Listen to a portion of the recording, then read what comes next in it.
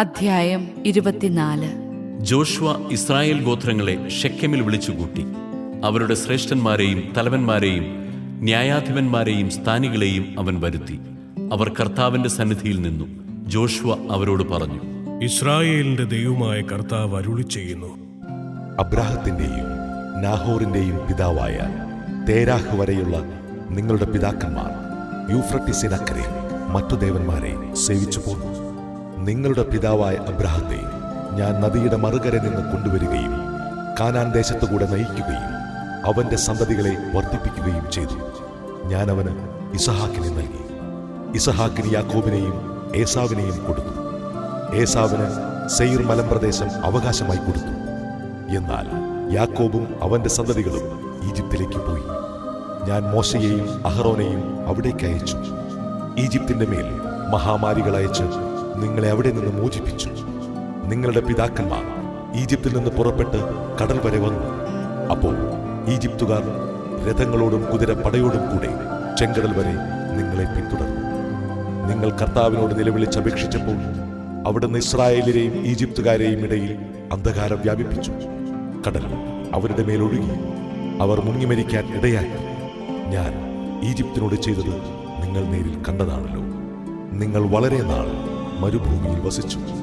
അനന്തരം ജോർദാന് മറുകരെ വസിച്ചിരുന്ന അമോര്യരുടെ നാട്ടിലേക്ക് ഞാൻ നിങ്ങളെ കൂട്ടിക്കൊണ്ടുവന്നു. അവർ നിങ്ങളോട് യുദ്ധം ചെയ്തെങ്കിലും അവരെ നിങ്ങളുടെ കൈകളിൽ ഞാൻ ഏൽപ്പിച്ചു.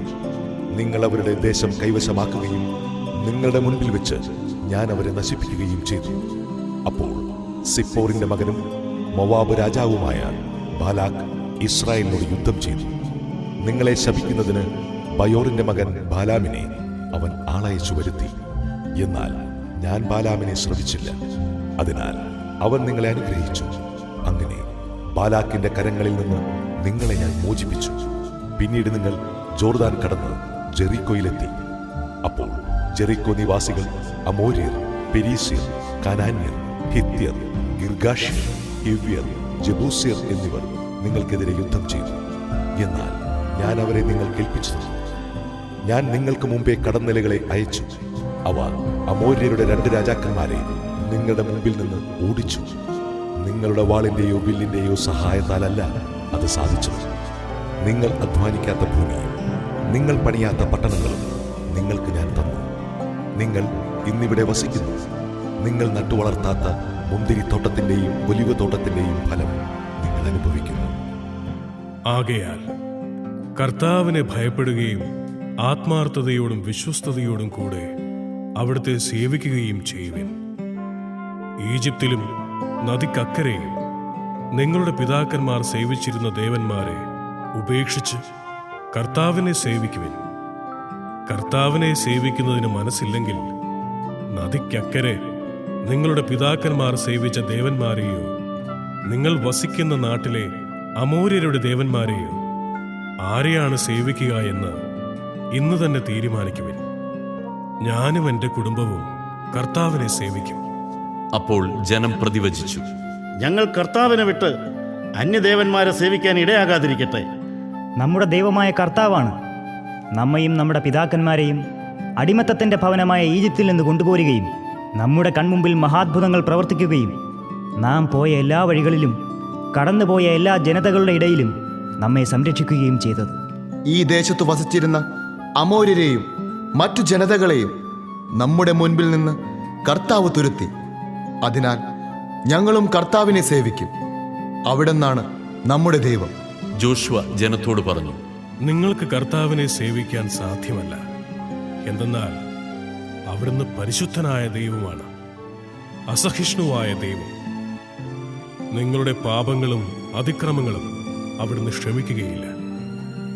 കർത്താവിനെ വിസ്മരിച്ച് അന്യദേവന്മാരെ സേവിച്ചാൽ അവിടുന്ന് നിങ്ങൾക്കെതിരെ തിരിയും. നന്മ ചെയ്തിരുന്ന കർത്താവ് നിങ്ങൾക്ക് തിന്മ വരുത്തുകയും നിങ്ങളെ നശിപ്പിക്കുകയും ചെയ്യും. അപ്പോൾ ജനം ജോഷുവയോട് പറഞ്ഞു, ഇല്ല, ഞങ്ങൾ കർത്താവിനെ മാത്രം സേവിക്കും. ജോഷുവ പറഞ്ഞു, കർത്താവിനെ സേവിക്കാൻ നിങ്ങൾ തീരുമാനിച്ചിരിക്കുന്നു എന്നതിന് നിങ്ങൾ തന്നെ സാക്ഷി. അവർ പറഞ്ഞു, അതെ, ഞങ്ങൾ തന്നെ സാക്ഷി. അവൻ പറഞ്ഞു, നിങ്ങളുടെ ഇടയിലുള്ള അന്യദേവന്മാരെ ഉപേക്ഷിച്ച് നിങ്ങളുടെ ഹൃദയം ഇസ്രായേലിന്റെ ദൈവമായ കർത്താവിങ്കിലേക്ക് തിരിയട്ടെ. ജനം വീണ്ടും ജോഷുവയോട് പറഞ്ഞു, ഞങ്ങളുടെ ദൈവമായ കർത്താവിനെ ഞങ്ങൾ സേവിക്കുകയും അവിടുത്തെ വാക്ക് കേൾക്കുകയും ചെയ്യും. അങ്ങനെ ഷെക്കെമിൽ വെച്ച് ജോഷുവ അന്ന് ജനവുമായി ഉടമ്പടി ഉണ്ടാക്കുകയും അവർക്ക് വേണ്ടി നിയമങ്ങളും ചട്ടങ്ങളും നൽകുകയും ചെയ്തു. ജോഷുവ ഈ വാക്കുകൾ കർത്താവിൻ്റെ നിയമഗ്രന്ഥത്തിൽ എഴുതി. അവൻ വലിയ ഒരു കല്ലെടുത്ത് കർത്താവിൻ്റെ കൂടാരത്തിന് സമീപത്തുള്ള ഓക്കുമരത്തിൻ്റെ ചുവട്ടിൽ സ്ഥാപിച്ചു. ജോഷുവ ജനത്തോട് പറഞ്ഞു, ഈ കല്ല് നമുക്ക് സാക്ഷിയായിരിക്കട്ടെ. കർത്താവ് നമ്മോട് അരുളി ചെയ്ത എല്ലാ വചനങ്ങളും ഇത് ശ്രവിച്ചിട്ടുണ്ട്. അതിനാൽ നിങ്ങളുടെ ദൈവത്തോട് അവിശ്വസ്തമായി വർത്തിക്കാതിരിക്കുന്നതിന് ഇത് നിങ്ങൾക്ക് സാക്ഷിയായിരിക്കട്ടെ. അനന്തരം ജോഷുവ ജനത്തെ അവരവരുടെ അവകാശദേശത്തേക്ക് അയച്ചു. പിന്നീട് കർത്താവിൻ്റെ ദാസനും നൂനിന്റെ മകനുമായ ജോഷുവ മരിച്ചു. അപ്പോൾ അവന് 110 വയസ്സുണ്ടായിരുന്നു.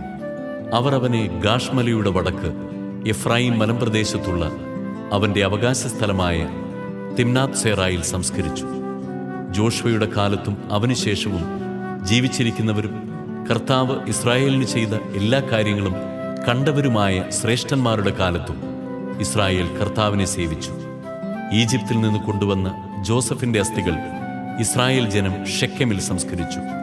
ഈ സ്ഥലം ഷെക്കെമിന്റെ പിതാവായ ഹാമോറിന്റെ മക്കളിൽ നിന്ന് 100 വെള്ളി നാണയത്തിന് യാക്കോബ് വാങ്ങിയതാണ്. അത് ജോസഫിന്റെ സന്തതികൾക്ക് അവകാശമായി. അഹ്റോന്റെ മകനായ എലയാസറും മരിച്ചു. അവർ അവനെ ഗിബെയായിൽ സംസ്കരിച്ചു. അത് അവന്റെ മകൻ ഫിനെഹാസിന് എഫ്രായിം മലമ്പ്രദേശത്ത് ലഭിച്ച പട്ടണമാകുന്നു.